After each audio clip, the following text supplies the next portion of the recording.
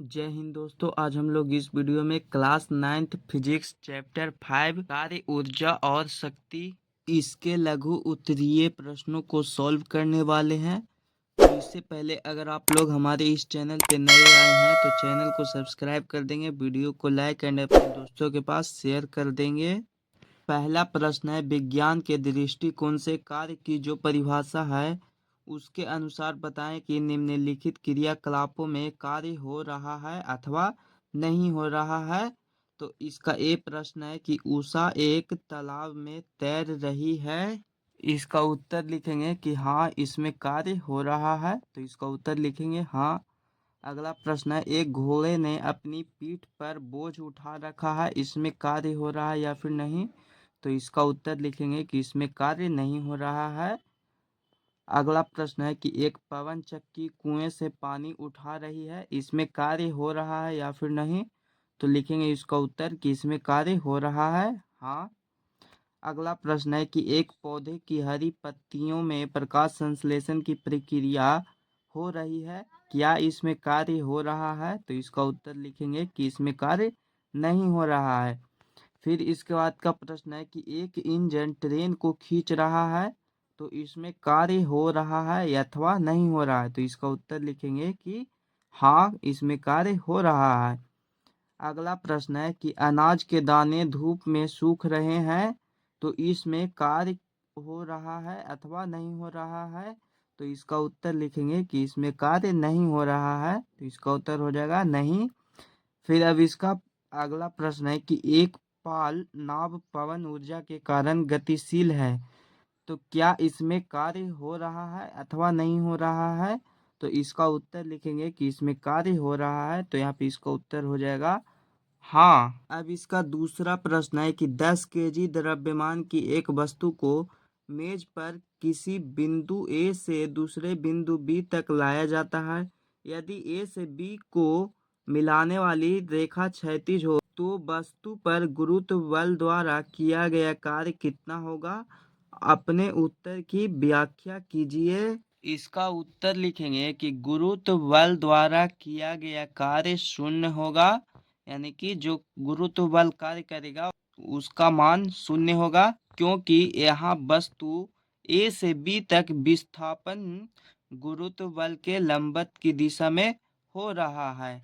अगला प्रश्न है, क्या किसी पिंड पर लगने वाले किसी भी बल की अनुपस्थिति में इसका विस्थापन हो सकता है। अपने उत्तर की व्याख्या करें। इसका उत्तर लिखेंगे कि हाँ, बल की अनुपस्थिति में किसी भी पिंड का विस्थापन हो सकता है। बल की अनुपस्थिति में पिंड का त्वरण शून्य होगा।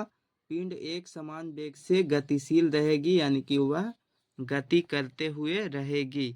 अगला प्रश्न है कि कोई मनुष्य किसी बोझ को अपने सिर पर आधे घंटे तक रखे रहता है और थक जाता है, क्या उसने कोई कार्य किया या नहीं। इसका उत्तर लिखेंगे कि चूंकि ऐसी स्थिति में बोझ का विस्थापन शून्य है, इसीलिए मनुष्य ने कोई कार्य नहीं किया। जब वह मनुष्य बोझ लेकर एक स्थान से दूसरे स्थान तक जाता तब उसका विस्थापन शून्य न होकर कुछ और होता, तो इस स्थिति में हम कह सकते थे कि उस व्यक्ति ने कार्य किया है, किंतु वह व्यक्ति एक ही जगह पे खड़ा था, इस कारण उसका विस्थापन शून्य हुआ।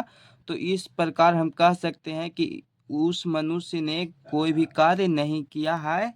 5 नंबर प्रश्न है, निम्नांकित में प्रत्येक स्थिति में एम यानी कि द्रव्यमान की वस्तु पर एक बल एफ लग रहा है। जैसा कि चित्र इसमें देखिए आप लोग, वस्तु का विस्थापन एस है, यानी कि वस्तु की जो दूरी है वह एस माना गया है।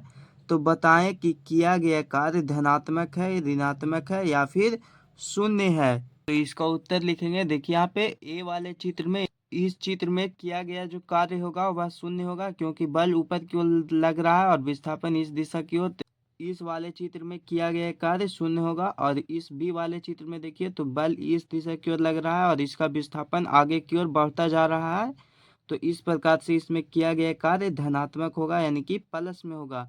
और इस सी वाले चित्र में देखिए तो यहाँ पे यह जो बल लग रहा है वो इस दिशा की ओर लग रहा है और विस्थापन इस दिशा की ओर हो रहा है। तो जो इसमें किया गया कार्य होगा वह ऋणात्मक कार्य होगा, यानी कि ऋणात्मक दिशा में जा रहा है। तो आप लोग इसे लिख लेंगे।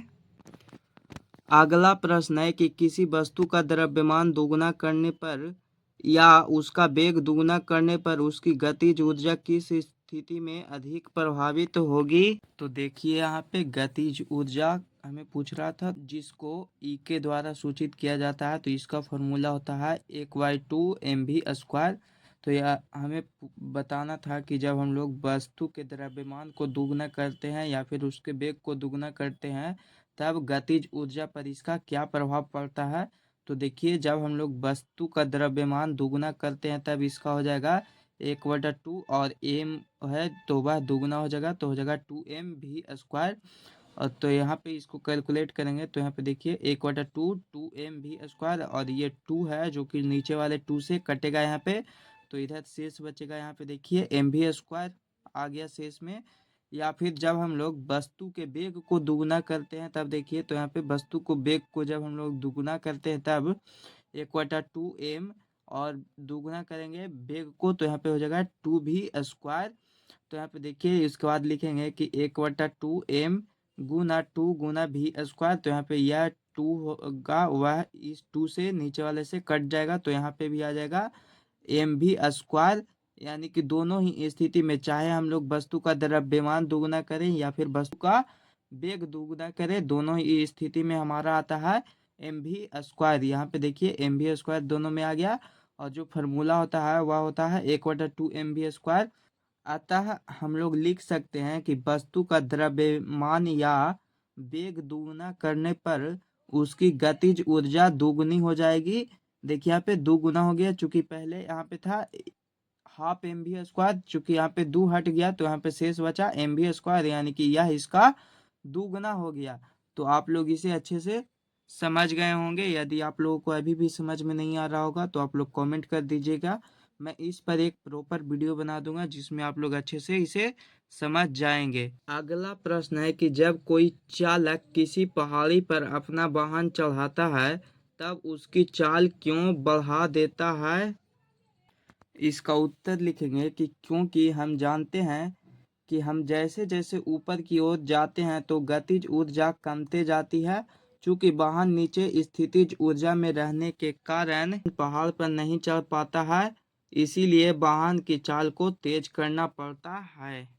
यानी कि जब वाहन नीचे होता है तो उसमें स्थितिज ऊर्जा रहती है, और जब हमें ऊपर की ओर यानी कि चढ़ना होता है पहाड़ों पर तो उसकी स्थितिज ऊर्जा को गतिज ऊर्जा में बदलने के लिए वाहन की चाल को तेज करना पड़ता है ताकि वो गतिज ऊर्जा में आ सके और जिससे के कारण वह जल्दी ही पहाड़ पर चढ़ जाए। प्रश्न है कि मुक्त रूप से गिरते हुए एक पिंड की स्थितिज ऊर्जा लगातार कम होती जाती है, क्या यह ऊर्जा संरक्षण नियम का उल्लंघन करता है, कारण बताएं। इसका उत्तर लिखेंगे कि पिंड ऊर्जा संरक्षण का नियम का उल्लंघन नहीं करता है, क्योंकि मुक्त रूप से गिरते हुए पिंड की स्थितिज ऊर्जा गतिज ऊर्जा में परिवर्तित होती जाती है। यानी कि जब वह वस्तु एक जगह पे स्थित था तब तो उसमें स्थितिज ऊर्जा था, लेकिन वह जैसे ही नीचे की ओर गिरती है तो उसमें गतिज ऊर्जा रूपांतरण होने लगती है।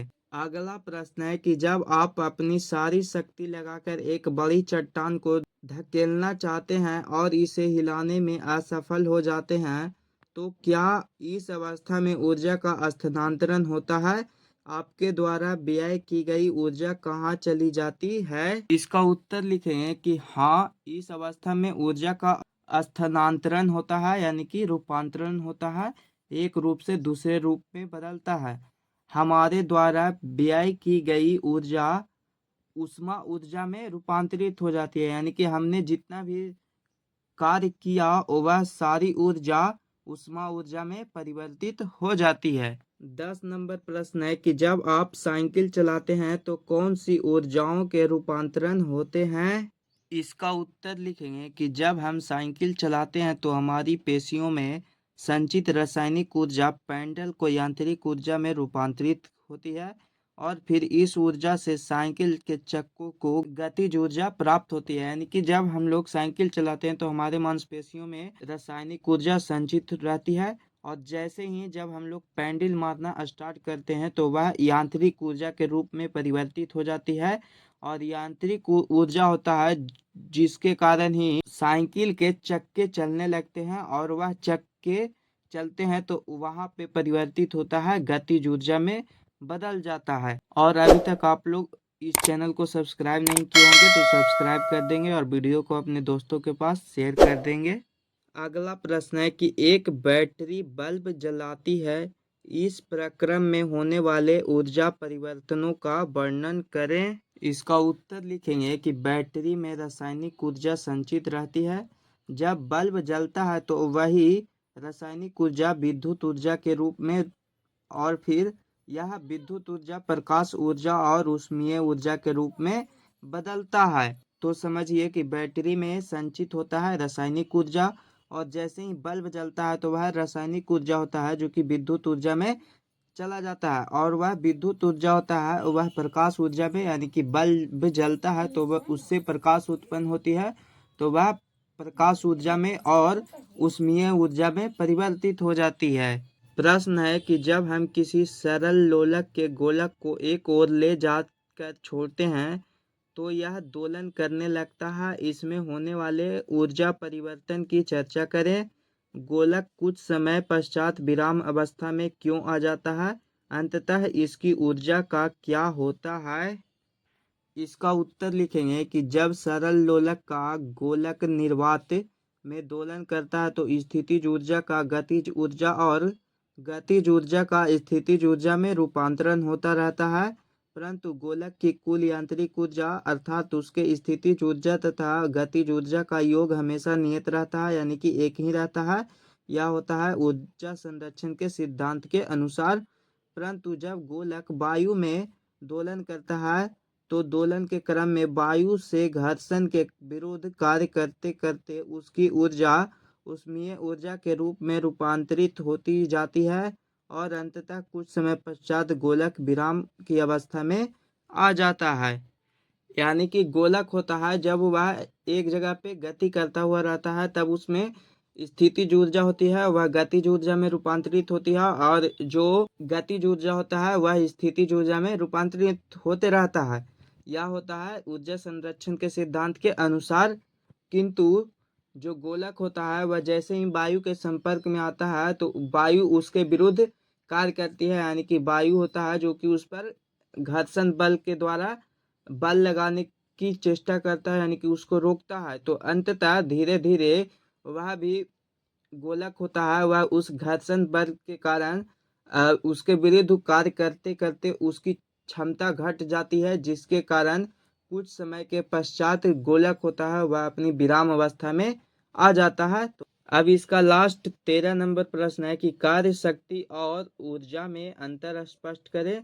तो ये देखिए यहाँ पे कार्य का है तो लिखेंगे कि जब कोई वस्तु किसी बल के प्रभाव के अधीन चलती है तब कार्य संपन्न हुआ कहा जाता है। यदि वस्तु पर आरोपित बल F हो और वस्तु द्वारा किया गया कार्य की दिशा में तय की गई दूरी s हो तो संपन्न किया गया कार्य होगा W equal to F into S. अब उसके बाद हम लोग ऊर्जा का लिखेंगे कि कार्य करने की क्षमता को ऊर्जा कहते हैं। और फिर शक्ति था तो शक्ति का लिखेंगे कि प्रति इकाई समय में किए गए कार्य को ही शक्ति कहते हैं, या फिर शक्ति का यह भी लिख सकते हैं कि कार्य करने की समय दर को शक्ति कहते हैं। अब इसका दूसरा अंतर लिखेंगे कि कार्य और ऊर्जा के मात्रक जूल होते हैं, यानी कि कार्य और ऊर्जा होता है इन दोनों का मात्रक जूल होता है, परंतु शक्ति का जो मात्रक होता है वह वाट होता है। तो आप लोग लिख लेंगे। यहाँ पे सारे प्रश्न सॉल्व हो चुके हैं। यदि आप लोगों को इसके दीर्घ उत्तरीय प्रश्नों का भी हल चाहिए तो आप लोग इस वीडियो पे कमेंट कर दीजिएगा, मैं उसका भी वीडियो बनाकर अपलोड कर दूंगा। तो फिर मिलेंगे हम लोग एक नए वीडियो के साथ, तब तक के लिए जय हिंद जय भारत।